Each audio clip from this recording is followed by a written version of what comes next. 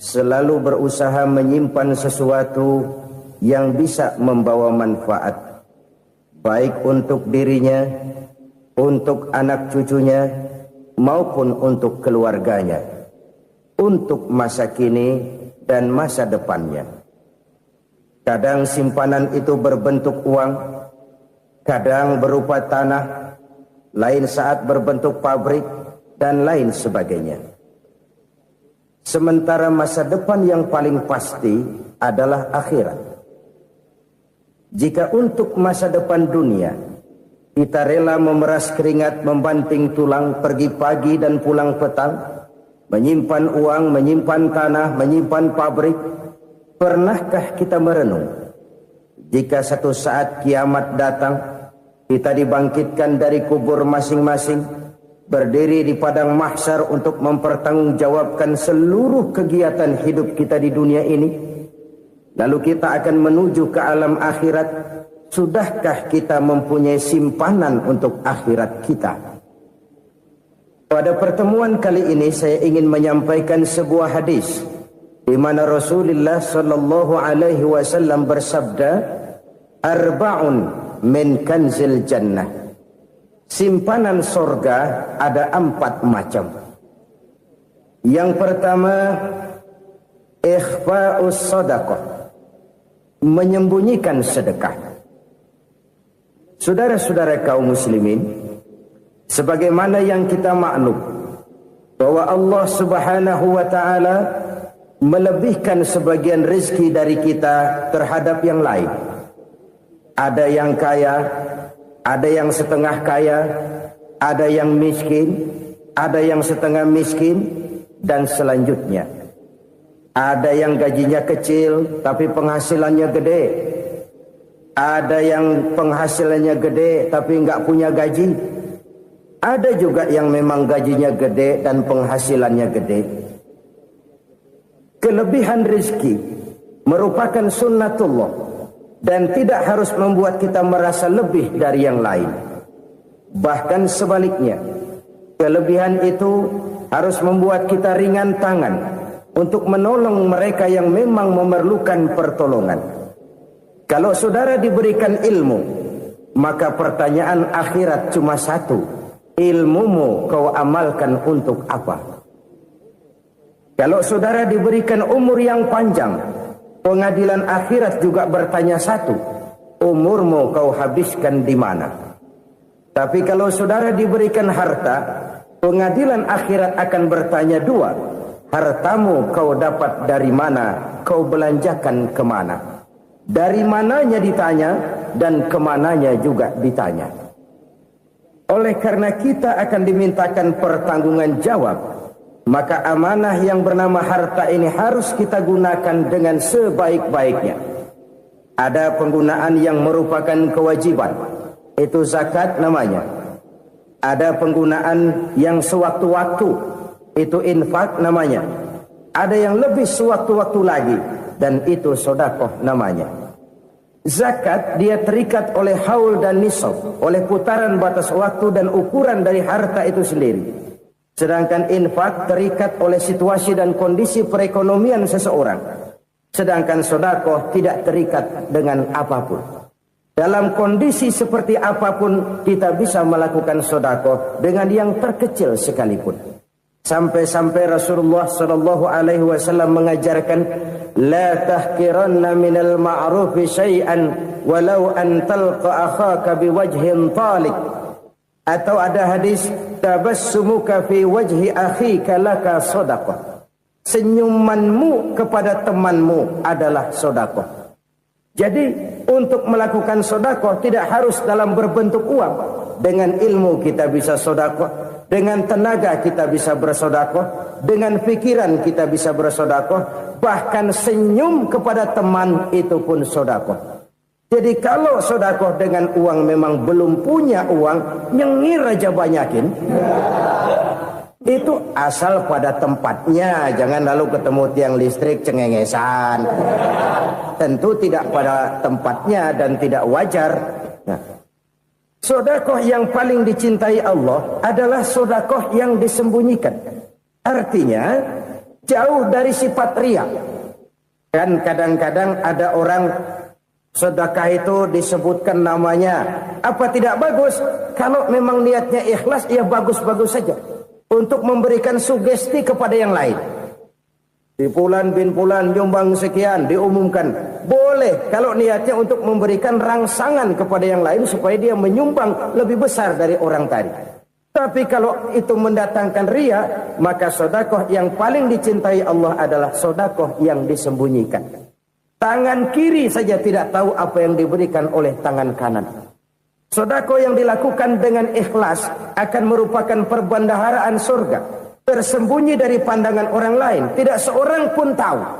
Karena memang sikap yang baik adalah melupakan kebaikan dan mengingat kesalahan. Itu salah satu ciri orang bahagia. Orang yang selalu mengingat kesalahannya dan berusaha melupakan segala kebaikannya.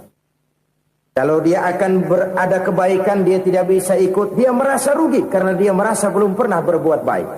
Tapi kalau akan melakukan kesalahan baru, dia ingat kesalahan yang sudah-sudah, sehingga terhalang baginya untuk melakukan satu kesalahan baru.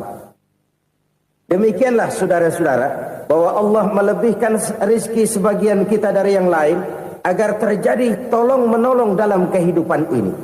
Jadi kesenjangan yang nature, kesenjangan yang alami, itu sunnatullah. Ada yang kaya, ada yang miskin, ada yang kelas menengah. Nah, kenapa lalu sekarang kita berusaha mengentaskan kemiskinan? Oleh karena adanya kesenjangan struktural. Kalau yang kaya bisa semakin kaya, kenapa yang miskin tidak bisa naik jadi ikut sedikit kaya? Sebab pada dasarnya Islam adalah agama yang sejak turunnya sudah berupaya memerangi kemiskinan. Bahkan dikatakan kemiskinan itu mendekatkan kepada kekufuran. Orang kalau miskin udah dekat banget sama kafir. Gampang menjadi kafir. Berapa banyak saudara-saudara kita yang oleh karena soal perut, oleh karena soal materi, terpaksa meninggalkan dan menanggalkan akidahnya. Menjual petunjuk yang diberikan Allah dengan kesenangan dunia yang cuma sebentar ini. Na'udzubillah, thumma na'udzubillah. Jadi makin kita sembunyikan satu sedekah, semakin banyak perbendaharaan kita di surga. Sedekah yang paling dicintai Allah adalah sedekah yang disembunyikan. Malahan ada seorang sufi, dia punya kebiasaan kalau pergi sholat Jumat dia bawa uang, itu uang dia taruh di bawah tikar masjid. Dia niat sedekah kepada siapa saja yang nemuin itu duit. Maksudnya apa? Supaya yang nemuin nggak tahu siapa yang punya duit. Demikian dia saking ingin menyembunyikan sedekahnya. Karena sifat riya itu bisa memakan amal kita sendiri. Riya itu termasuk menyebut-nyebut kebaikan kita. Orang yang suka nepuk dada, sedikit-sedikit ngitungnya kalau nggak gua. Tuh kalau nggak gua tuh yang belas itu kalau nggak gua. Iya kalau nggak lu kenapa emang? Orang yang suka menepuk jasad, biasanya memang begitu saudara-saudara. Kalau perang lagi berkecamuk, orang nggak sempat ngaku jadi pahlawan. Tapi begitu perang selesai, yang kagak kenal bedil ngaku pahlawan. Mas. Itu sesuatu yang biasa. Oleh karenanya, orang-orang yang ikhlas dalam bersedekah, disembunyikannya sedekah itu, Allah cinta betul. Malahan ada hadis memberikan jaminan, inna sedaqatal mar'il muslimi tazidu fil umri wa tadfa'u mitatas su'i. Sesungguhnya sedekahnya seorang mukmin tazidu fil umri, bisa menambah umur panjang. Wa tadfa'u mitatas su'i, dan menyelamatkan manusia dari mati secara su'ul khatimah. Jadi siapa yang kepengen panjang umur, banyaklah sedekah. Yang bosan hidup, pelit terus. Sedekah menambah panjang umur dan menyelamatkan manusia dari mati secara su'ul khatimah. Pak, katanya umur itu nggak bisa ditambah, nggak bisa dikurangin. Kapan? Kalau ajal sudah datang. Wa idza jaa ajaluhum la yastakhiruna sa'atan wa la yastaqdimun. Kalau ajal datang tidak bisa dimajukan, tidak bisa dimundurkan. Itu kalau ajal sudah datang. Tidak bisa lagi umur ditambah dikurangi, sudah datang. Tapi kalau belum datang, itu kan haknya Allah. Mau ditambah, mau dikurangi, hak prerogatif Allah. Sebagai pencipta manusia, Allah maha kuasa dan maha mampu. Sedekah ini menambah panjang umur dan menyelamatkan manusia dari mati secara su'ul khatimah. Orang mati kan sama ya, kondisinya mati, nggak nafas. Tapi hakikat mati kan lain-lain. Ada yang mati itu husnul khatimah, baik akhirnya. Misalnya lagi ngaji mati, lagi sholat mati, lagi sedekah mati. Ini yang dinamakan dengan husnul khatimah, baik di akhirnya. Sebaliknya ada yang su'ul khatimah, jelek di akhirnya. Ini yang jadi catatan akhir. Lagi nyekek botol, mampus. Lagi banting kartu, modar. Su'ul khatimah, jelek pada akhirnya. Sedekah menyelamatkan manusia dari mati secara su'ul khatimah. Dan kita semua kepengen mendapat husnul khatimah, jauh dari su'ul khatimah. Oleh sebab itu yang bisa menyelamatkan kita dari penyakit itu antara lain adalah sedekah yang disembunyikan. Yang dikerjakan dengan ikhlas karena Allah. Tidak karena kepengen dipuji orang, tidak karena ingin dikatakan orang pemurah, sebab orang dermawan itu orang yang memberi tanpa harus diminta. Kalau masih harus diminta, ya belum dermawan namanya, masih harus diminta. Kalau nggak diminta ya tulus, lolos, polos. Saudara-saudara kaum muslimin rahimakumullah. Harta adalah amanat dan akan kita pertanggungjawabkan. Allah melebihkan rizki sebagian kita dari yang lain agar kita saling tolong menolong, bantu membantu. Nabi janjikan siapa yang meringankan beban saudaranya muslim di dunia, Allah akan meringankan bebannya di akhirat nanti. Sebuah jaminan dari baginda Nabi. Si orang yang kita bantu barangkali tidak bisa membalas, Allah yang akan membalas lewat jalan lain yang tidak pernah kita sangka-sangka. Ada orang tanya, Pak, ini ada orang nyumbang masjid sambil marah-marah, bagaimana? Saya bilang sumbangannya aja ambil, marahnya jangan. Marahnya jangan diambil, itu urusan dia. Saudara-saudara kaum muslimin rahimakumullah. Umat Islam ini kan umat yang punya potensi besar. Kadang kita merenung, kenapa kadang-kadang pembangunan masjid kok lambat sekali? Kalau hotel hari ini peletakan pertama, bulan depan peresmian. Supermarket hari ini peletakan batu pertama, minggu depan peresmian. Tapi kalau sudah yang namanya masjid, kadang-kadang peletakan batu pertama sekaligus jadi batu terakhir. 3 tahun, 4 tahun, campur nebar jalak di jalanan. Duit dijaring kayak ikan sepat. Apa tidak ada orang Islam yang kaya? Banyak. Apa tidak ada pengusaha muslim yang jadi konglomerat? Ada. Lalu yang belum banyak itu yang komit terhadap nilai-nilai agamanya. Akhirnya kita jatuh jadi umat yang lemah. Belum ada pengusaha konglomerat muslim buka pabrik supermi cap bedug misalnya umpamanya atau pabrik kecap cap sorban supaya identitas keislamannya sedikit kelihatan. Kita jatuh jadi umat yang lemah karena potensi tidak terinventarisir dengan baik. Kita ini ibarat kompor yang cuma matengin nasi orang lain. Potensi kita dimanfaatkan oleh orang lain. Ukhuwah Islamiyah kita baru terbatas kepada silaturahmi.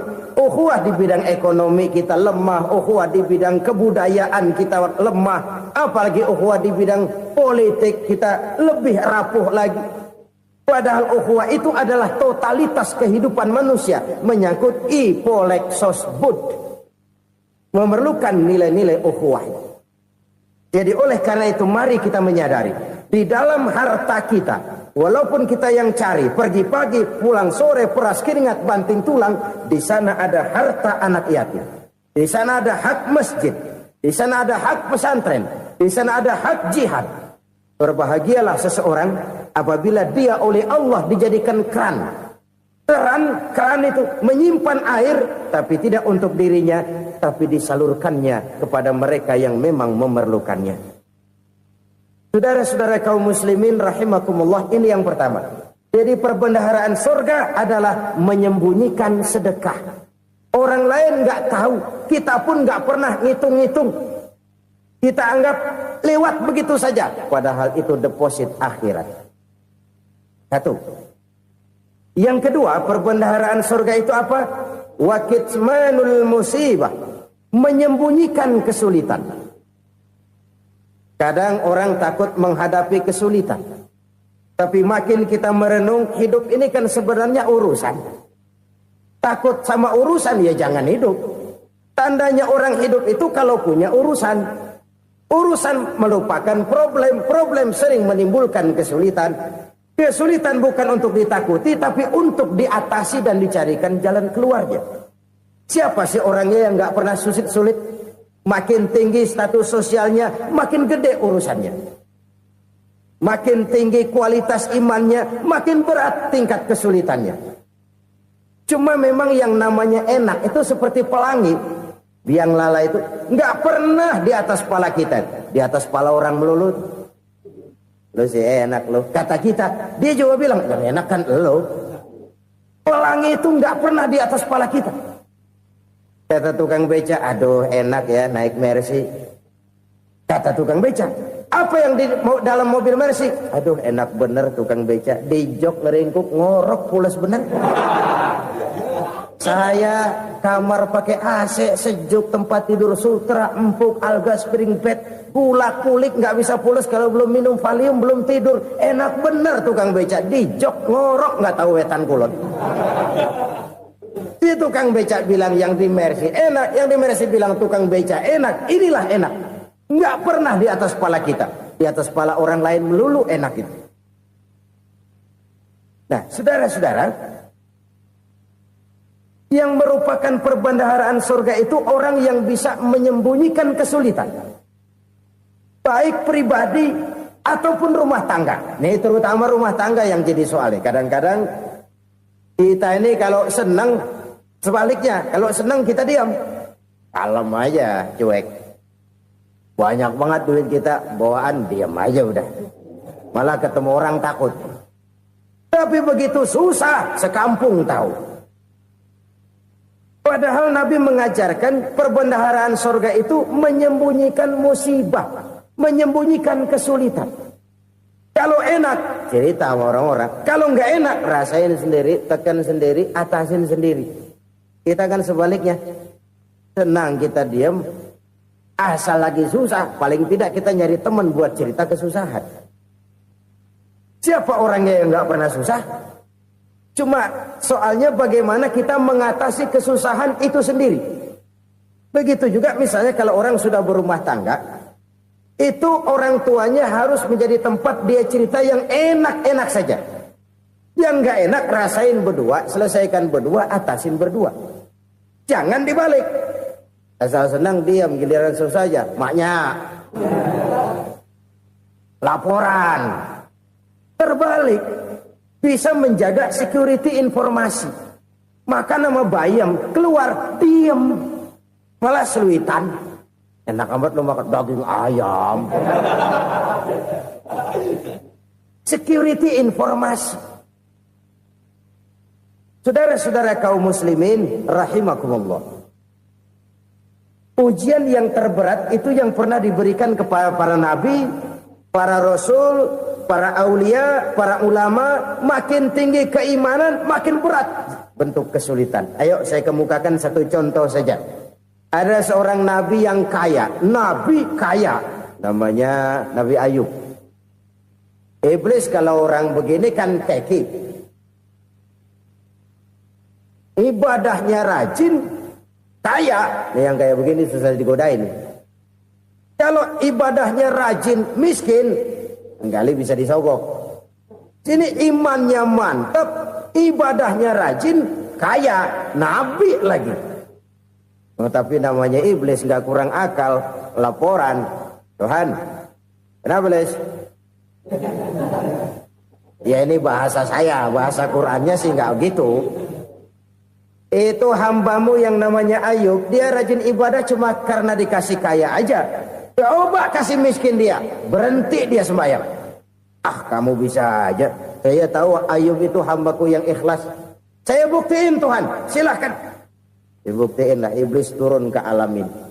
Yang mula-mula dia lakukan, dia rusak sawah ladang Nabi Ayub. Dia binasakan binatang ternak Nabi Ayub. Sehingga dalam waktu singkat, jatuhlah Nabi Ayub dari orang paling kaya jadi orang paling miskin. Beliau masih ibadah di mihrab dalam masjid. Datang iblis. Saudara Ayub, ya, lagi ngapain? Ibadah. Nyembah Allah, nyembah Allah. Oh, percuma. Kenapa? Tuhan yang ente sembah nih, dia udah bikin miskin ente. Sawah ladang ente hancur lebur, binatang ternak binasa. Sekarang ente jadi orang paling miskin. Ngapain nyembah Tuhan kayak begitu? Tekor. Udah berhenti dah ibadah, berhenti ibadah. Ini iblis sama Tuhan laporannya lain, yang dikerjakan kepada Nabi Ayub juga lain. Benar begitu iblis kata Nabi Ayub? Iya, sawah ladang saya habis, buras. Binatang ternak saya binasa, binasa. Saya miskin, bangpak. Apa jawab Nabi Ayub? Bukan innalillahi, ya ini hebat. Alhamdulillahillazi a'tani wa akhadha minni. Segala puji bagi Allah yang telah memberikan harta kepada saya dan sekarang mengambilnya lagi. Alhamdulillah. Allah yang ngasih, Allah yang ambil. Itu mah urusan Allah. Iblis cuman ibadah jalan terus, sujud lagi Nabi Ayub. Iblis seleher gondok banget. Dasar Nabi nggak mempan dia apa-apain. Miskin malah alhamdulillah. Allah yang ngasih, Allah yang ambil. Jadi kalau kita tidak komit, kita tidak terikat kepada kaya, miskin, senang, susah, apa yang bisa bikin kita susah? Jadikan kekayaan, kemiskinan, jadikan senang, susah sebagai anak buah yang bisa kita atur. Jangan kekayaan ngatur kita, jangan kemiskinan ngatur kita. Kita yang harus mengatur mereka. Senang, susah, kaya, miskin, bahagia, sengsara, jadikan itu anak buah yang bisa kita atur. Kalau sekarang kita kaya, lain saat boleh jadi kita miskin, semiskin-miskinnya. Allah yang ngasih, Allah yang ngambil. Tenaga mana yang bisa menghalangi? Ibadah jalan terus. Iblis makin gondok. Dasar Nabi loh. Akhirnya apa? Nabi Ayub dikerjain, diberikan penyakit. Demikian fatal penyakitnya. Bayangin, udah miskin sakit. Masya Allah. Miskin sakit. Sakitnya nggak lama, kira-kira 16 tahun. Istrinya 3, 2 mental minta ceraiin. Ngerawatin laki bengek begini. Senang belum tentu, susah udah pasti nih. Cerai aja, cerai dah. Cerai. Tinggal satu Siti Rahmah yang setia menemani beliau. Sesetia-setianya hati perempuan. Satu saat Siti Rahmah bilang, "Bang, iya, abang kan Nabi bang. Lalu namanya Nabi kan doanya jarang meleset bang. Maksud kamu minta kenapa sih sama Tuhan biar abang sembuh baik dah bang?" Siti Rahmah, iya. Saya sakit berapa tahun sih dah? 16 tahun bang. Sebelum ini saya sehat berapa tahun? Ya kira-kira 60 tahun bang. Nah coba ente banding-bandingin Rahmah. Saya dikasih sehat 60 tahun. Dikasih sakit 16 tahun. Sudah nggak sabar mau doa kepada Allah minta sembuh. Saya malu kepada Allah. Diuji dengan yang luar biasa seperti ini, tidak mengganggu stabilitas kehambaannya. Dia tetap menghamba kepada Allah Subhanahu wa ta'ala. Saudara-saudara kaum muslimin rahimakumullah. Kunci menghadapi kesulitan itu apa? Allah jelaskan dalam satu ayat, wa basyiris sabirin alladzina iza asabathum musibah qalu inna lillahi wa inna ilaihi raji'un. Gembirakan orang-orang yang sabar Siapa mereka itu? Yang apabila mendapat musibah mereka kembali kepada keyakinan dasar. Segalanya dari Allah dan segalanya akan kembali kepada Allah. Ini konsepsi dasar dari sikap muslim dalam menghadapi berbagai kesulitan. Segalanya dari Allah, segalanya akan kembali kepada Allah. Kalau ini sudah kondisi dasarnya, maka kita akan lapang menghadapi kenyataan bagaimanapun pahitnya. Apakah itu namanya miskin, apakah itu namanya sakit, bahkan maut sekalipun. Maut sekalipun. Segalanya dari Allah, segalanya akan kembali kepada Allah. Ini sikap hidup, bukan sekedar ucapan. Kita kadang-kadang menjadikannya sebagai ucapan. Mulutnya sehingga berhenti, innalillahi wa inna ilaihi rajiun, tapi nangisnya terus gerung-gerungan. Bukan itu, ini kesadaran moral. Kalau segalanya dari Allah, segalanya kembali kepada Allah, kan sebenarnya cuma nunggu giliran. Hari ini saya nyembayangin dia, entah hari apa saya disembayangin orang. Hari ini saya antar dia ke kubur, entah hari apa orang nganterin saya ke kubur. Hari ini saya tahlilkan dia, entah nanti kapan orang tahlilkan saya. Segalanya dari Allah, segalanya akan kembali juga kepada Allah. Oleh sebab itu saudara-saudara, kesulitan bukan untuk ditakuti. Kesulitan justru untuk diatasi, dicarikan jalan keluarnya. Dan tidak ada orang yang tidak pernah mendapat kesulitan. Tidak ada. Semakin tinggi status sosial, semakin tinggi kualitas keimanan, semakin besar juga tingkat kesulitan. Hanya saja bagaimana cara kita mengatasinya. Dan Al-Quran menyatakan, inna ma'al usri yusra. Di balik kesulitan itu pasti ada kemudahan. Roda itu berputar. Karena itu Rasulullah sallallahu alaihi wasallam mengingatkan kepada kita, ta'arraf ilallahi firraha ya'rifka fisyiddah. Ingatlah kepada Allah di waktu kamu senang, supaya Allah ingat kepada kamu di waktu kamu susah. Kalau waktu senang kita ingat kepada Allah, kita susah, Allah tidak akan meninggalkan kita.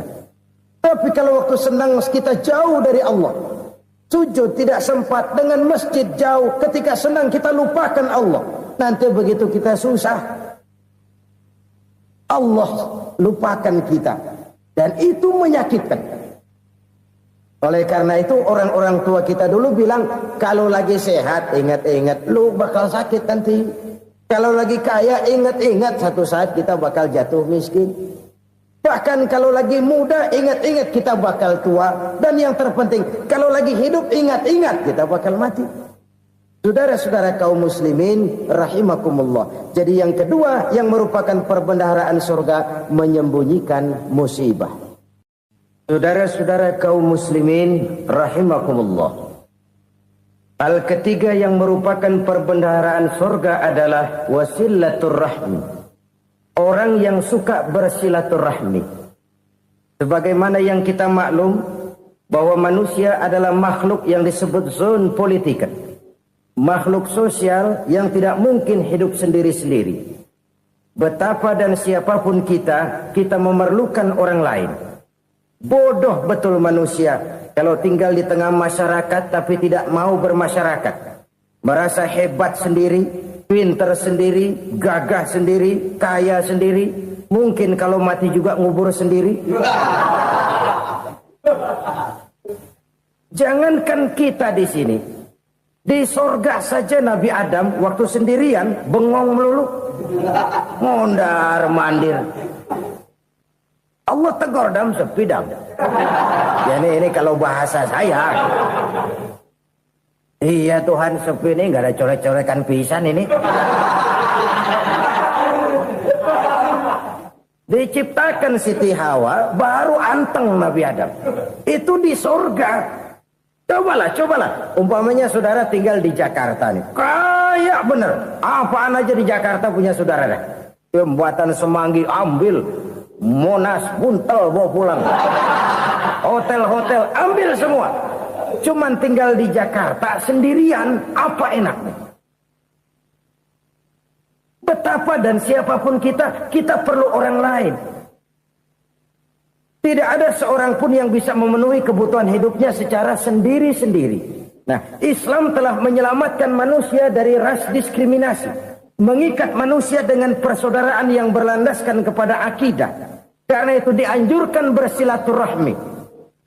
Bahkan Nabi menyatakan, man arada ayyubsata lahu fi rizqihi wa yunsa'a fi atharihi falyasil rahimah. Siapa yang kepengen diluaskan rezekinya dan dipanjangkan usianya, banyaklah ia bersilaturahmi. Siapa yang kepengen dimudahkan rezekinya, hendaknya ia banyak bersilaturahmi. Kalau banyak teman, kesulitan kan paling tidak ada tempat cerita. Udah susah, sendirian kita pikirin diri, nggak ada tempat tukar pikiran. Cepet banget sama bengek. Dilawan sendiri. Nah, secara makro kita bisa berkata, tidak mungkin ada kemenangan kalau tidak ada kekuatan. Tidak ada kekuatan kalau tidak ada kesatuan dan persatuan. Tidak mungkin ada kesatuan dan persatuan tanpa semangat silaturahmi. Kalau umat Islam mau menang, dia harus kuat. Kalau umat Islam mau kuat, dia harus bersatu. Kalau umat Islam mau bersatu, dia harus membudayakan silaturahmi ini. Bahkan sampai-sampai kata Nabi, kalau bisa cari nilai tambah. Apa? Silman qata'ak. Bersilaturahmilah kau kepada orang yang marah denganmu. Masya Allah, indahnya ajaran agama kita. Orang yang marah pun kepada kita, kata Nabi, kalau bisa bersilaturahmilah kepadanya, kepada orang yang marah itu. Di situ nilai tambah. Cuman jujur nih hadis, ngucapinnya gampang, ngamalinnya yang berat banget. Orang marah sama kita, kita disuruh silaturahmi, ada apa malu? Lu marah, ada gua marahan lagi. Tunggu pikirin. Saudara-saudara kaum muslimin rahimakumullah. Tapi ini yang diajarkan, bahkan ini yang dicontohkan oleh baginda Rasul. Bagaimana begitu mudah? Misalnya satu saat Abu Jahal ini ngatur strategi bagaimana bikin Muhammad celaka. Dia gali lubang di depan tempat tidurnya. Dia tutupin daun korma. Terus dia panggil seseorang, ke sini. Kasih tahu Muhammad, pamannya sakit keras, minta ditengokin. Berangkat orang ini ke sana. Muhammad, labbaik. Pamanmu sakit keras, dia minta ditengokin. Baik, saya akan datang menjenguk beliau. Berangkatlah Nabi ke rumah Abu Jahal tanpa prasangka apapun. Abu Jahal udah pasang setil, selimut 3 rangkap setengah dipakai. Persis kayak orang meriang. Tapi sembari ngintip dari balik selimut. Begitu Muhammad buka pintu, nah, masuk perangkap nih. Muhammad jalan menuju tempat pembaringan. Makin lama makin dekat, makin lama makin dekat. Makin dekat ke lubang yang dipasang oleh Abu Jahal itu. Dalam hati Abu Jahal, terus dah jatuh, mampus dah lu ini. Mampus lu hari ini nih. Apa yang terjadi?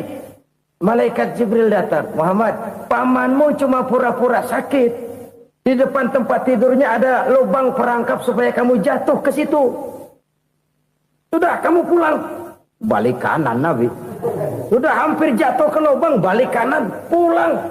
Bayangin kecewanya Abu Jahal. Muhammad dikit lagi, Muhammad dikit lagi. Enggak paman, saya pulang aja. Emosi bangun dari tempat tidur, enggak sadar kalau lagi pura-pura sakit. Lompat ngejar Nabi, dia lupa dengan lubang yang dia gali. Serak, nyemplung sendiri ke dalam lubang.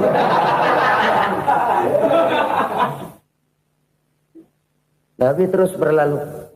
Ini terjadi keanehan. Jatuh ke lubang yang dia gali itu sebenarnya nggak terlalu dalam ya. Antara 3-4 meteran lah. Tolong saya jatuh ke lubang ini. Datanglah pelayan-pelayannya itu. Angkat saya dari sini. Oh, yang ngulurin tambang. Satu gulung, belum juga nyampe itu tambang. Kurang, beli lagi ke warung. Sambung, ulur lagi, nggak juga bisa sampai. Wah, ini kerjaan Muhammad ini. Tolong, siapa salah seorang kamu ke rumah Muhammad? Kasih tahu, encangnya kecebur. Minta ditolongin.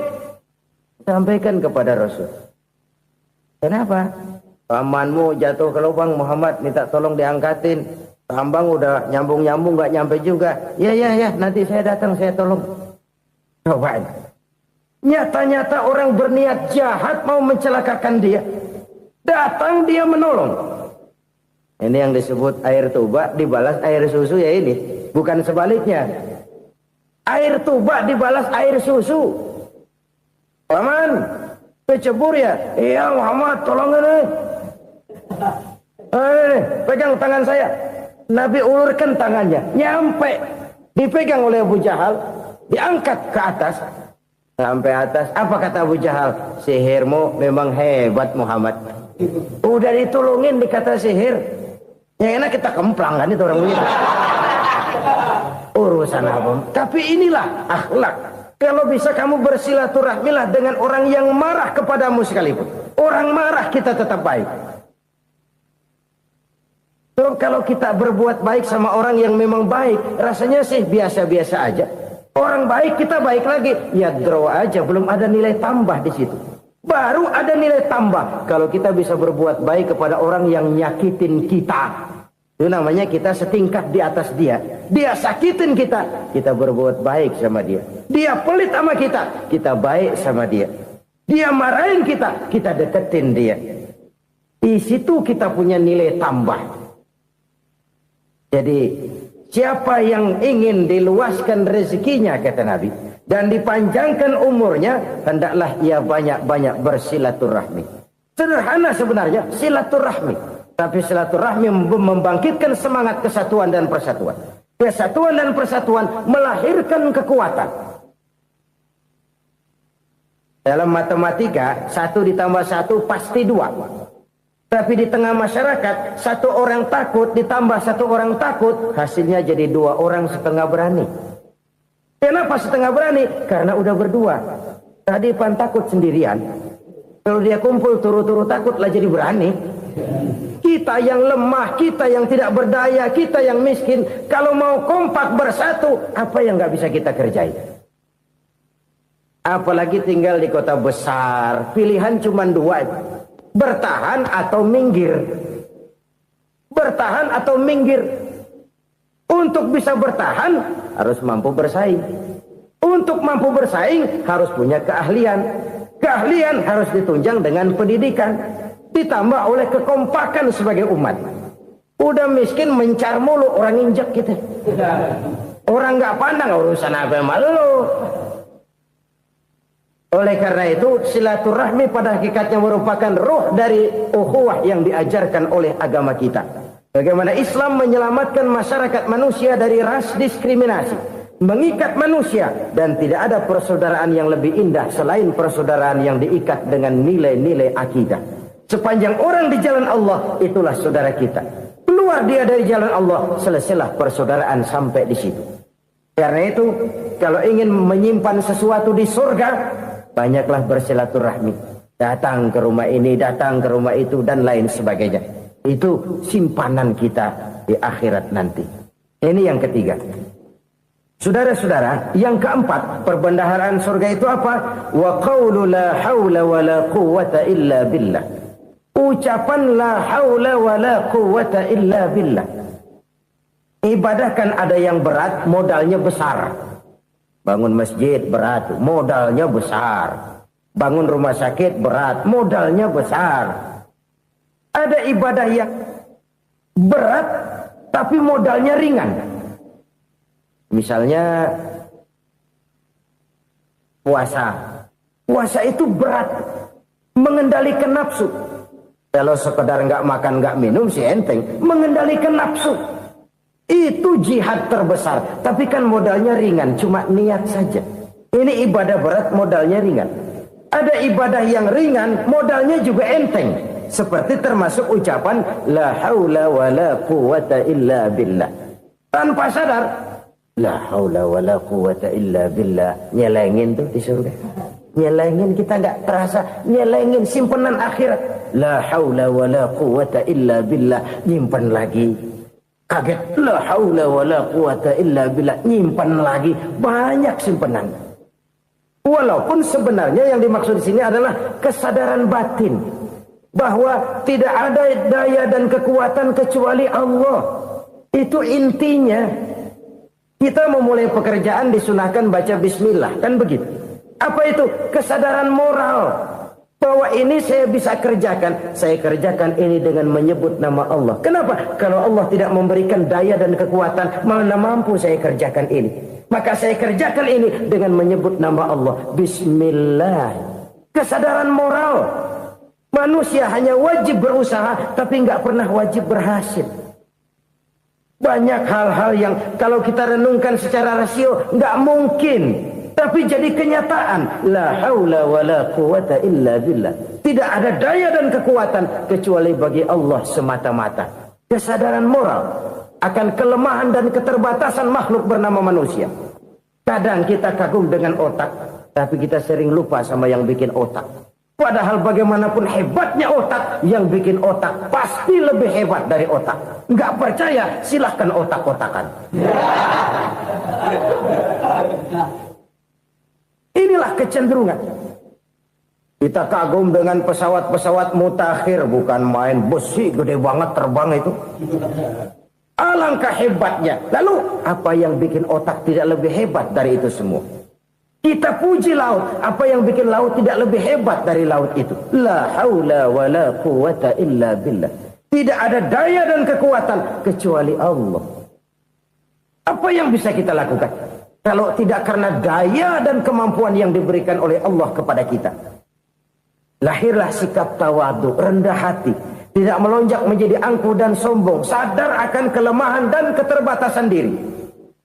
Sebagai makhluk yang diciptakan oleh Allah Subhanahu wa ta'ala. Jadi satu sisi ini ucapan yang berpahala, la haula, jadi wiridan.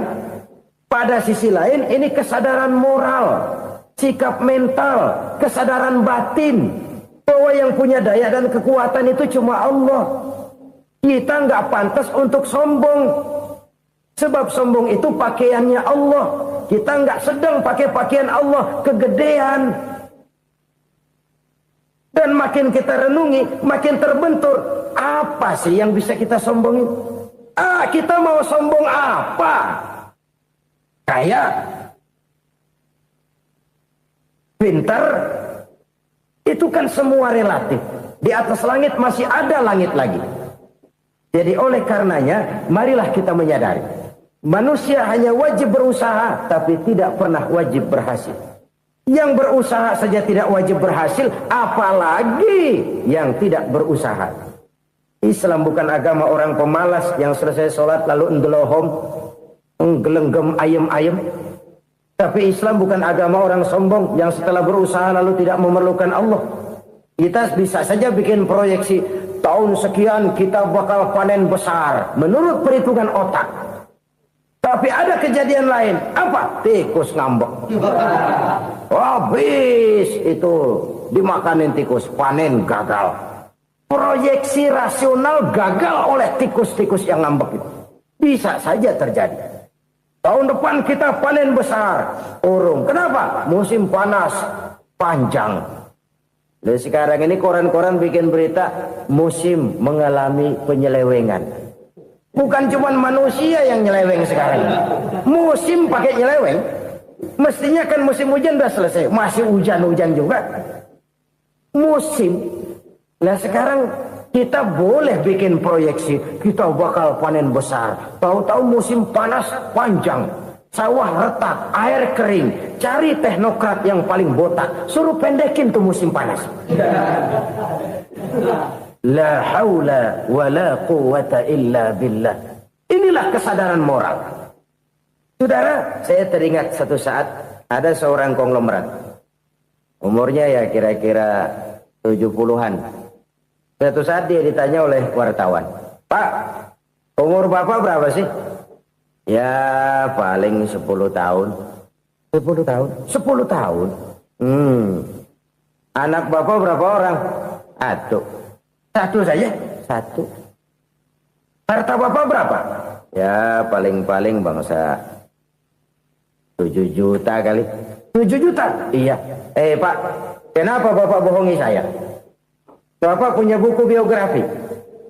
Koran-koran, majalah-majalah banyak memuat cerita riwayat hidup Bapak. Saya tahu umur Bapak 70. Kenapa bilang cuma 7 tahun? Saya tahu anak Bapak 8. Kenapa cuma bilang 1?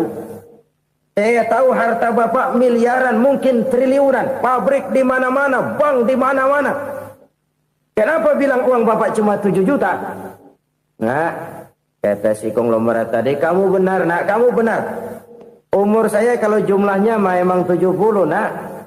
Cuman ingat-ingat saya, baru 7 tahun terakhir ini saya sujud.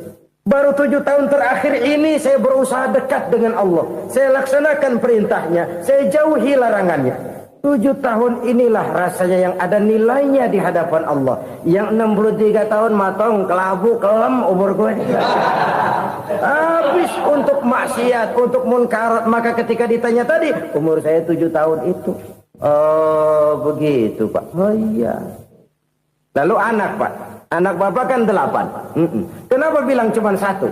Nah, kalau jumlah hitungannya memang anak saya 8. Tapi dari 8 orang ini rasanya cuma 1 nih. Yang bakal jadi buah hati, belahan jantung.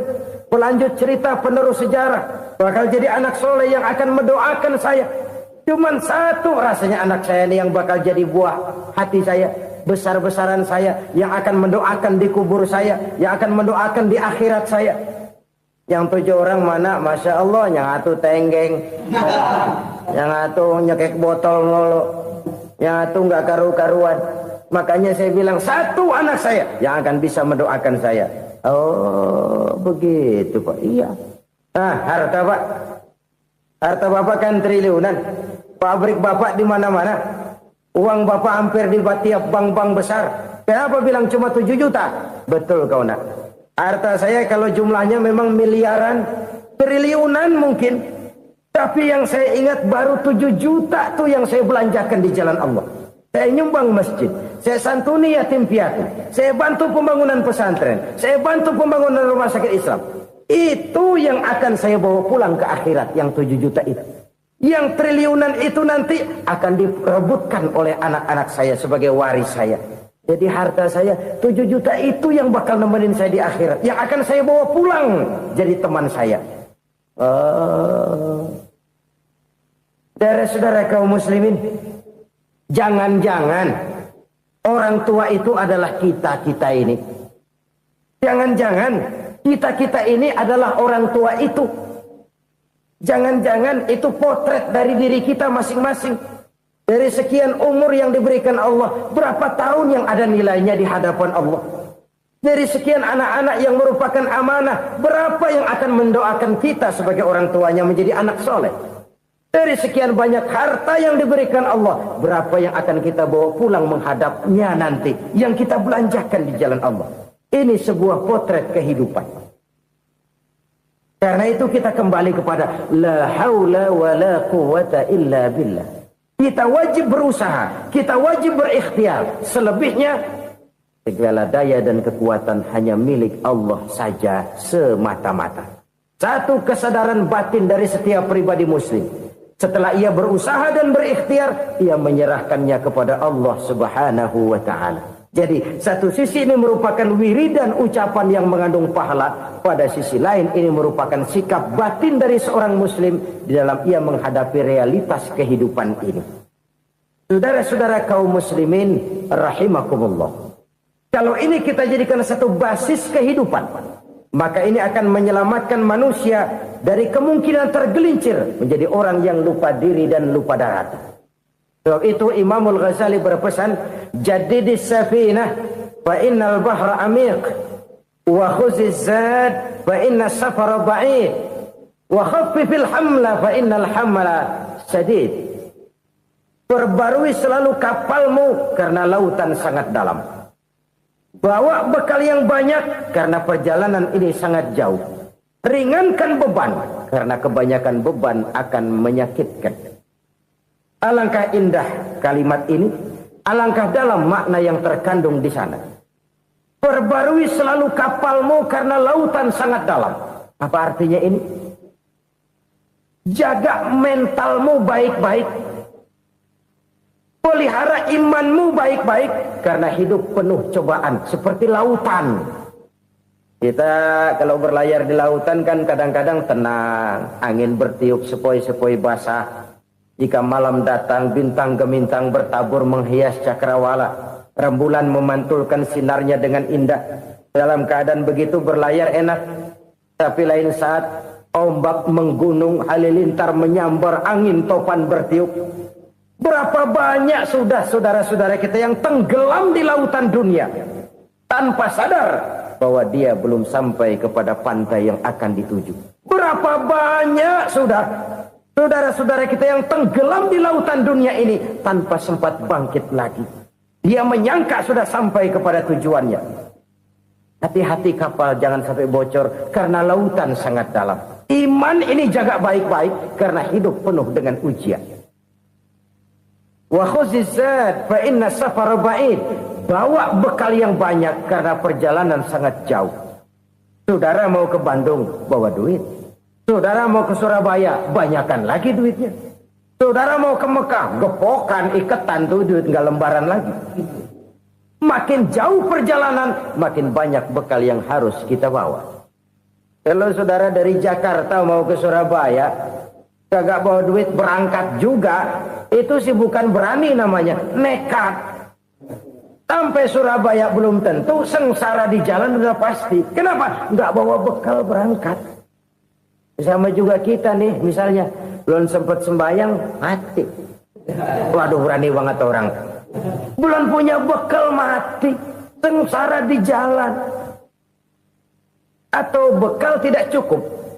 Dari Jakarta saudara mau ke Surabaya, bawa duit 500 perak. Paling jauh Cikampek nyampenya itu. Paling jauh itu. Antara jauhnya perjalanan dengan bekal yang saudara bawa tidak seimbang. Hidup ini perjalanan panjang. A walking tour. Dimulai dari alam arwah. Sebelum jasad diciptakan, roh diciptakan lebih dulu. Dari situ pindah ke alam rahim. Dari alam rahim pindah ke alam dunia. Dari alam dunia pindah ke alam barzah. Baru menuju akhirat. Satu perjalanan panjang. Kalau bekal tidak bawa, sengsara di jalan. Bawa bekal yang banyak karena perjalanan ini sangat jauh. Wa khaffifil hamla, ringankan beban karena beban itu cuma akan menyulitkan. Kalau bekal itu sih keperluan, tapi beban nggak kita perluin, cuma ngeberat-beratin. Apa ini beban? Dosa, kecurangan, kebatilan, kezoliman, ketidakadilan, kesewenang-wenangan. Itu akan jadi beban kita di akhirat. Alangkah celakanya, perjalanan panjang, bekal tidak bawa, beban kelewat banyak, alamat sengsara di jalan. Pahala tidak ada, dosa berlipat ganda. Na'udzubillah, summa na'udzubillah. Kalau kita rangkum nasihat Al-Ghazali dengan kisah si konglomerat tadi, kita akan mengambil kesimpulan. Pertama, bekal terbaik dalam menghadapi gejolak kehidupan ini tidak lain adalah iman. Yang kedua, pahala dan dosa. Dua hal kontroversial.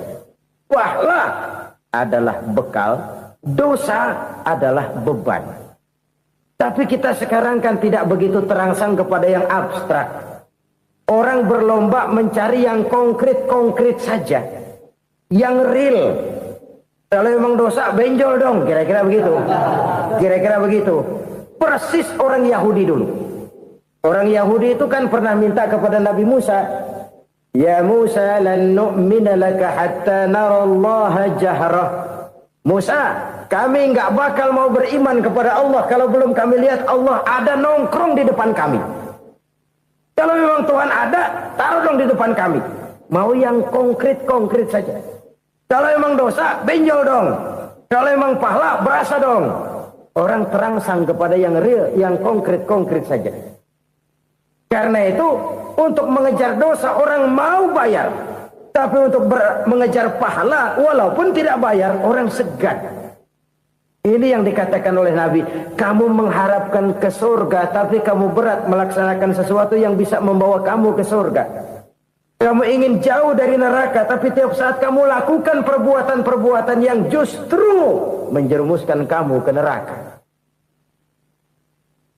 Idda'aitum an-najata minan nar wa ramaitum fiha anfusakum. Kamu ingin selamat dari neraka, tapi kamu lemparkan diri kamu ke neraka. Kamu ingin masuk surga, tapi berat sekali kamu melakukan perbuatan-perbuatan yang bisa menyampaikan kamu di surga. Saudara-saudara kaum muslimin rahimakumullah. Jadi hal keempat yang merupakan perbendaharaan surga adalah la haula wa la quwwata illa billah. Satu sisi ini merupakan ucapan yang memperberat timbangan akhirat. Pada sisi lain ini merupakan sikap hidup seorang muslim. Kesadaran batin yang sangat dalam bahwa tidak ada daya dan kekuatan kecuali Allah. Dan itu kita simbolkan pada saat memulai pekerjaan dengan Bismillah. Dengan menyebut nama Allah. Satu kesadaran moral. Saya hanya bisa melakukan ini karena diberikan daya dan kekuatan oleh Allah. Lahirlah sikap tawadu, rendah hati, tidak melonjak menjadi angkuh dan sombong. Saudara-saudara, sampai sini dulu jumpa kita kali ini. Semoga 4 perbendaharaan surga ini dapat kita lakukan, yang kelak akan merupakan bekal kita di kemudian hari nanti. Amin ya rabbal alamin. Bapak-bapak, ibu-ibu, saudara-saudara kaum muslimin rahimakumullah. Di dalam kehidupan kita sebagai seorang muslim, minimal 5 kali dalam sehari semalam kita mendengar seruan untuk mendirikan solat yang disebut azan. Ada kalimat menarik di dalam kalimat azan itu, yakni seruan hayya 'alal falah, marilah menuju kepada keberuntungan, marilah meraih kemenangan. Seruan ini adalah kecenderungan dari setiap manusia, apapun warna kulitnya. Artinya, setiap orang dalam hidup selalu ingin meraih dan mencari kemenangan. Kemenangan akan melahirkan kepuasan batin, dan kepuasan batin memberikan kebahagiaan. Sedangkan kekalahan melahirkan penderitaan batin, dan penderitaan batin menjerumuskan seseorang di dalam berbagai bentuk kerugian. Jikalau inilah seruan azan, maka masalahnya ialah apa yang menyebabkan kita meraih kemenangan. Al-Quranul Karim memberikan tuntunan dan ajaran kepada kita bahwa orang-orang yang memperoleh kemenangan itu tidak lain adalah orang-orang yang bertakwa. Hanyalah mereka yang bertakwa kepada Allah Subhanahu wa ta'ala pada akhirnya akan tampil sebagai pemenang. Lalu siapa orang yang bertakwa itu? Dijelaskan dalam awal-awal Al-Baqarah, orang yang bertakwa yang akan meraih kemenangan. Pertama, allazina yu'minuna bil ghaib, yaitu orang-orang yang beriman kepada yang gaib.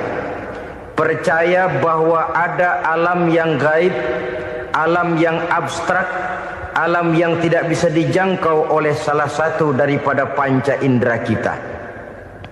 Mereka percaya dan beriman kepada adanya malaikat, beriman kepada adanya iblis dan jin, beriman kepada adanya alam kubur, beriman kepada adanya alam mahsyar, beriman kepada adanya alam akhirat, beriman kepada adanya surga dan neraka. Beriman bukan cuma sekedar beriman dalam ucapan bibir saja, tetapi beriman yang nilai iman itu mampu mewarnai gerak dan gaya hidupnya. Iman yang meresap sampai ke tulang sumsum, kemudian memberikan dampak positif di dalam kehidupan manusia.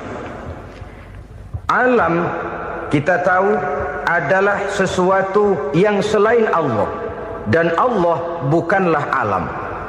Apapun namanya selain daripada Allah, itu adalah alam. Alam pada hakikatnya terbagi menjadi 2. Ada alam syahadah, alam nyata, alam konkret, alam yang bisa dijangkau oleh salah satu indera kita. Kemudian ada alam ghaib, alam yang tidak bisa dijangkau oleh panca indera kita, alam metafisika, alam abstrak, alam yang wajib kita imani keberadaannya. Kita percaya bahwa malaikat itu ada, Kita percaya kepada jin, bahwa jin itu ada. Kita percaya kepada adanya iblis dan setan. Bukan percaya kepada iblis dan setannya, percaya bahwa iblis dan setan itu ada. Itu termasuk salah satu daripada sifat orang yang bertakwa kepada Allah. Saudara-saudara kaum muslimin rahimakumullah, kecenderungan pembangunan yang lebih bersifat materialistis biasanya menggeser aspek kehidupan rohani. Orang berpikir empiri, dan dalam pola pikir yang demikian maka alam gaib tidak lagi mendapat perhatian. Aspek kehidupan yang bersifat rohaniah malah mulai ditinggalkan. Akibatnya terjadilah kepincangan di dalam kehidupan kita. Pernah ada satu pengalaman pribadi dalam perjalanan kembali ke tanah air. Dalam pesawat di sebelah kanan saya duduklah seorang Jerman namanya Heiner Simonsen. Iseng saya ajak kenalan, saya ajak ngobrol, saya tanya dia. Saya bilang, Mas Heiner ini, kalau pesawat yang kita tumpangi ini jatuh ke bawah, kira-kira apa yang bakal terjadi, Mas? Dia bilang, kita semua akan mati. Begitu? Iya. Oke. Apa itu mati? Tanya saya. Dia bilang, untuk tahu apa itu mati, kita harus tahu lebih dahulu apa itu hidup. Saya pikir nih bule bisa ngomong juga. Baiklah kata saya. Apa hidup menurut Anda itu? Oh, hidup itu dia bilang, kalau seluruh anggota badan kita bekerja secara normal, paru-paru memompa darah secara normal, jantung berdetak secara normal, sel-sel tubuh bekerja secara fit, dan organisme tubuh hanya mau bekerja secara normal, dia bilang, kalau kita memberi makan yang cukup, menu yang teratur, dan gizi yang lengkap. Saya bilang, kesimpulannya apa, Ner? Dia jawab, hidup adalah dari tangan ke mulut. Life is from the hand to the mouth, kata dia. Hidup adalah dari tangan ke mulut. Jadi masalah hidup tidak lebih daripada masalah isi perut. Orang pergi pagi, pulang sore, peras keringat, banting tulang, perut yang dibelain. Saya bilang, you are wrong. Sampean salah, Ner. Kamu orang Islam bukan? Bukan. Pantas. Kenapa saya salah? Dia bilang, ya jelas salah. Salahnya di mana? Kamu ini manusia. Kalau hidup cuma dari tangan ke mulut, saya bilang, kambing di kampung saya juga begitu pikirannya, Ner. Itu kambing di kampung saya, asal perutnya kenyang, sudah hidup dia. Perkara besok bagaimana, lusa prospeknya macam mana, bulan depan ada apa, kambing nggak pernah mikir. Di kampung saya kambing juga pikirannya begitu. Kamu Kristen ya? Tadinya. Loh kok tadinya, lalu apa sekarang kamu ini? Dia bilang, sekarang saya netral. Saya tidak beragama, tapi saya percaya kepada Tuhan sebagai pencipta alam. Saya ingat benar dia bilang, I haven't any religious, but I believe to God as the creator of the world. Kenapa bisa netral begitu, Ner? Habis saya bingung katanya. Islam bilang Islam baik, Kristen bilang Kristen baik, Hindu Buddha bilang Hindu Buddha baik, semua agama baik. Saya netral sekalian, nggak beragama. Yang penting saya percaya kepada Tuhan. Saya bilang, Ner, kamu ini kayak orang mau beli celana, lalu bingung. Yang satu bilang Levi's bagus, yang satu bilang Blue Jean hebat, yang satu bilang Wool England hebat. Celana ini hebat, celana itu bagus, celana ini hebat. Semua celana bagus, kamu bingung. Akhirnya netral, tidak pakai celana. Itu juga salah. Saya pikir-pikir, kemudian saya melihat bahwa dua pola berpikir Heiner ini nampaknya sudah mulai menggejala di lingkungan masyarakat bangsa kita. Disadari atau tidak, secara jujur kita harus berkata, dua pola pemikiran Heiner ini mulai berkembang di tengah masyarakat bangsa kita. Pertama, pola pikir materialisme. Hidup adalah dari tangan ke mulut. Masalah hidup tidak lebih masalah isi perut. Itu yang perlu dibela, dan disitulah arti kehidupan. Pergi pagi, pulang sore, peras keringat, banting tulang untuk mempertahankan perut. Kalau sudah kemari cara orang berpikir, maka buat apa percaya kepada yang gaib? Untuk apa sholat? Untuk apa puasa? Untuk apa zakat? Untuk apa menghadiri majelis taklim? Tanpa kepercayaan kepada yang gaib, hidup berjalan menurut alur empiris dan materialis. Kalau sudah ke sana cara orang berpikir, biasanya orang lalu cenderung menghalalkan segala cara. Hanyalah orang yang percaya bahwa akhirat ada. Hanyalah orang yang percaya bahwa alam kubur itu ada. Hanyalah orang yang percaya bahwa malaikat itu ada, hidupnya akan lebih terarah dan terkendali. Karena kepercayaan kepada yang gaib, yang merupakan fase daripada kehidupan setelah hidup yang sekarang ini, mewarnai gerak pribadi seseorang di dalam dia melakukan kegiatan hidupnya. Pola berpikir materialisme, disadari atau tidak, mulai menggejala di lingkungan masyarakat bangsa kita. Hidup tidak lebih dari urusan tangan ke mulut, mulut ke tangan, tangan ke mulut. Asal perut sudah kenyang, hiduplah sudah. Perkara bagaimana prospek hari yang akan datang, bagaimana akhirat, tidak jadi persoalan. Ini yang oleh Nabi diperingatkan, ad-dunya sijnul mu'min wa jannatul kafir. Dunia adalah penjara bagi orang beriman dan surga bagi orang kafir. Dulu di zaman Belanda hadis ini pernah disalah tafsirkan, disalah artikan, digunakan sebagai senjata untuk mengkebiri dan membuat impoten umat Islam. Sudahlah umat Islam gak usah macam-macam, kata Belanda. Dunia ini kan penjara buat orang Islam, surga buat orang kafir. Di penjara jangan bertingkah.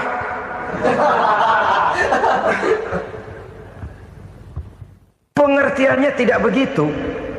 Dunia adalah penjara bagi orang mukmin. Artinya dalam kehidupan dunia seorang mukmin tidak bebas memperturutkan hawa nafsunya. Di penjara hawa nafsunya. Sebaliknya, surga bagi orang-orang kafir. Buat orang kafir, surgalah dunia ini. Mereka bebas memperturutkan hawa nafsunya. Dilarang tidak terlarang, dicegah pun tidak tercegah. Mereka hidup menurut alur bisikan nafsu mereka sendiri. Kemudian bila ajal datang, maut merenggut nyawa, selesailah surganya sampai di situ. Maka bagi orang-orang yang tidak percaya kepada adanya akhirat, kepada adanya alam gaib, surganya sebatas umurnya. Sekali lagi, surganya sebatas umurnya. Bila umur selesai, ajal pun datang merenggut nyawa, selesailah sudah surganya sampai di situ. Alangkah pendeknya perjalanan orang-orang yang tidak percaya kepada alam gaib ini. Bagi kita mukmin, jikalau kita mampu memenjarakan hawa nafsu, kita bisa bahagia di dunia ini. Dan Islam memang tidak menyuruh kita sengsara di dunia. Raih dunia, kejar dunia, gapai dunia sebagai alat untuk mencapai kebahagiaan di akhirat nanti. Hidup adalah satu perjalanan panjang yang terbentang sejak kita terlahir dari alam rahim sampai kepada alam akhirat nanti. Andai kata kita gagal meraih kebahagiaan di dunia, toh kita masih punya akhirat. Tapi jangan jadi dalil yang melemahkan semangat. Biarin dah kita di dunia kebelangsak, yang penting akhirat. Akhirnya dunia benar-benar kebelangsak. Bagaimana dunia ini bisa kita raih, dan bagaimana meraih dunia untuk menunjang kepentingan akhirat nanti. Yang kedua dari pikiran Heiner yang saya lihat menggejala di lingkungan masyarakat bangsa kita, timbulnya manusia-manusia netral. Seolah-olah Tuhan yes, agama no. Sama Tuhan percaya, agama ogah. Tuhan ngangguk, giliran agama godeng. Padahal hampir dalam setiap ayat dalam Quran, kata-kata amanu biasanya bergandeng dengan wa amilus shalihat. iman dan amal soleh. Ini sebagai isyarat Tuhan dan agama jangan pernah dipisah-pisah. Apabila kita bertuhan, maka kita harus beragama. Apabila kita beragama, maka agama itu harus bersumberkan dari Tuhan yang kita imani itu. Tidak mungkin kita pisah, Tuhan yes, agama no. Sama Tuhan percaya tapi agama bikin sendiri. Sembayangnya cukup bengong 2 jam madep ngulon.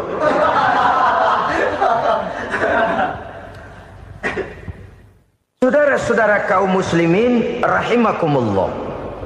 Jadi dengan demikian, agama yang kita akui merupakan unsur mutlak di dalam pembangunan sekarang ini, merupakan bagian dari kehidupan yang menuntun kita bahwa di balik alam nyata ini, di balik alam syahadah ini ada alam gaib.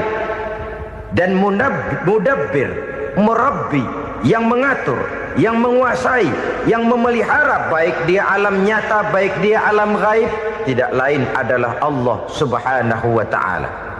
Di sana ada satu super power, satu maha kekuatan yang kita perlu bersandar kepadanya. Sebagai makhluk nyata yang hidup di alam nyata, berbuatlah secara nyata sebagaimana harusnya kita berbuat. Karena Islam jelas bukan agamanya orang pemalas. Islam jelas bukan agamanya orang yang mengajarkan setelah selesai sholat boleh duduk, nggelenggem ayam-ayam, ndelohom, menghitung bintang di langit sambil menunggu keajaiban. Tidak. Islam adalah agama yang mengajarkan apabila sholat sudah selesai kamu kerjakan, bertebaranlah di permukaan bumi, cari karunia Tuhanmu. Jangan hidup berpangku tangan menunggu keajaiban. Karena hidup bukan undian. Jangan berharap untung besar tanpa mau peras keringat. Tapi di sebalik itu toh kita juga harus yakin bahwa di sisi usaha nyata yang kita lakukan ada satu super power, satu maha kekuatan gaib yang menentukan berhasil dan tidaknya usaha kita. Kepercayaan kepada hal semacam inilah yang mendorong kita untuk mempunyai sandaran vertikal, agar jikalau usaha ini berhasil, kita tidak lupa diri dan lupa daratan. Jikalau usaha ini gagal, kita tidak putus asa dan buruk sangka, tidak cupik pandangan dan sempit hati, tapi mampu melihat persoalan dengan kacamata putih sambil husnuzon kepada Allah Subhanahu wa ta'ala. Kita percaya malaikat itu ada. Ada yang namanya raqib dan atid, mengawasi gerak hidup kita sampai kepada gerak hati kita. Ini memberikan sugesti agar kita berhati-hati. Tidak sejengkal tanah pun kita bisa berlindung dari pengawasan raqib dan atid. Ada munkar nakir yang akan menyoal kita di alam kubur. Ada malaikat Malik, penjaga neraka. Ada malaikat Ridwan yang menjaga surga. Kita percaya kepada adanya jin, kita percaya kepada adanya setan, iblis. Percaya kepada adanya, bukan mempercayai si setan, si iblis lalu menjadikannya sebagai teman. Tidak. Percaya bahwa mereka itu ada dan merupakan makhluk Allah yang gaib, yang diciptakan Allah Azza wa Jalla. Kepercayaan kepada alam gaib memberikan motivasi terhadap gerak lahir manusia, sehingga dengan motivasi kepercayaan kepada yang gaib, gerak lahir jadi lebih terarah, jadi lebih terpelihara. Pernah seseorang bertanya, "Pak, apakah adanya akhirat bisa dibuktikan secara ilmiah?" Saya bilang tidak bisa, tidak bisa. Kenapa? Karena yang berangkat nggak pernah pulang kemari lagi. Kalau dia pulang kemari bisa kita tanya bagaimana enak di sono. Cuma secara moral saya katakan, lebih beruntung orang yang percaya kepada akhirat daripada yang tidak. Sekarang saudara percaya akhirat ada, lalu saudara baik-baik di dunia, sholat, puasa, zakat, menolong orang lain, menebarkan kebajikan. Saudara mati, andai kata akhirat tidak ada, toh dalam hidup saudara sudah berbuat baik. Paling tidak nama saudara akan dikenang sebagai orang baik. Sebaliknya, saudara percaya, kata saya, bahwa akhirat tidak ada, lalu hidup semau-maunya, tenggelam dalam maksiat dan munkarat, menentang Allah, tidak mau ruku dan sujud. Lalu saudara mati, kemudian akhirat ada, ayo mau apa? Bekal tidak punya. Jadi secara moral lebih beruntung orang yang percaya kepada adanya akhirat daripada yang tidak percaya. Dan itu alam gaib yang tidak bisa dibuktikan secara eksat. Jangankan untuk membuktikan seperti itu, dalam kehidupan sehari-hari saja yang kita rasakan tidak selalu berbentuk toh. Angin, bagaimana sih bentuknya angin? Kita tidak tahu. Merah, buktinya kalau dikerok merah. Yang merah itu kulit, yang kulit kita bukan anginnya. Sakit, rasa sakit itu ada, tapi bagaimana bentuk sakit kita nggak pernah tahu. Kalau kita makan cabai pedas, bagaimana bentuk pedas itu tidak ada, tapi rasa ada. Bentuk pedas hijau, cabenya bukan pedasnya. Tidak semua yang kita rasakan bisa kita gambarkan dalam bentuk yang konkret. Oleh karena itu, sekali lagi bahwa kepercayaan kepada alam yang gaib mampu memberikan satu sugesti yang menata kehidupan seseorang lebih lurus, lebih terarah, dan lebih terkendali. Maka wajar kalau kepercayaan kepada yang gaib mengantarkan seseorang untuk meraih kemenangan. Kenapa? Dia percaya kepada yang gaib, bahwa akhirat ada, bahwa alam kubur ada, bahwa pertanggungan jawab itu ada. Maka dia lalu tidak hidup saenae udele dewe, itu loh. Tidak hidup menurut seleranya sendiri, terarah, teratur. Ini cirinya yang pertama. Orang bertakwa yang akan meraih kemenangan, mereka beriman, mereka percaya kepada yang gaib.